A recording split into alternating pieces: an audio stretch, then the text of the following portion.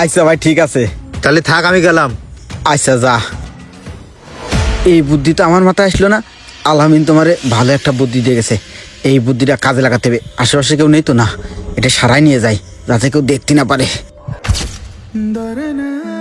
তাহলে শুনলি তো ভাই সব কিছু। আমি ওই আলামিনীর কথা শুনে টাকার লোভে পড়ে আমি এই কাজটা করেছি। আমি মেলা বড় অন্যায় করেছি ভাই। আমি পরে যে বুঝতে পারিছি যে আমি এই কাজটা ঠিক করতেছি না। ও ভাই, আপনারা আমারে মাফ করে দেবেন। আমি ওর কথা শুনে লোভের ফাঁদে পড়ে ওই ড্রাগনে স্প্রে রং করেছি, ভালো দাম পাওয়ার আশায়, বেশি টাকা পাওয়ার আশায়। কিন্তু আমি পরে বুঝতে পারিছি যে আমি কাজটা ঠিক করতেছি না, কারণ আমি আপনারে ঠকাচ্ছি।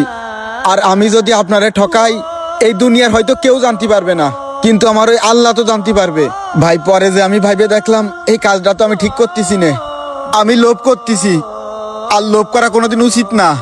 আমারে মাফ করে দেন ভাই আপনি। রানা রে, তুই আমারে মাফ করে দিস রে ভাই। আমি তোরে কিছু না কয়েই মেলা বড় একটা অন্যায় করে ফেলাইছি ভাই। ভাইরে, তুমি যে তোমার ভুলটা বুঝতে পারিসাও এটাও অনেক। অনেকে ভুল করে তার ভুলটা বুঝতে পারে না। আমার আল্লাহ যে তোমাকে সঠিক বুঝটা দিয়েছে, তুমি যে তোমার ভুলটা বুঝতে পারিসাও এটাও অনেক। এই বুঝটা আল্লাহ পাক সবার ভিতরে দেয় না। আল্লাহর হেদায়েত সবাই পায় না। আল্লাহ পাক তোমাকে হেদায়েত করেছে, মন খারাপ করো না, আমার সাথে চলো।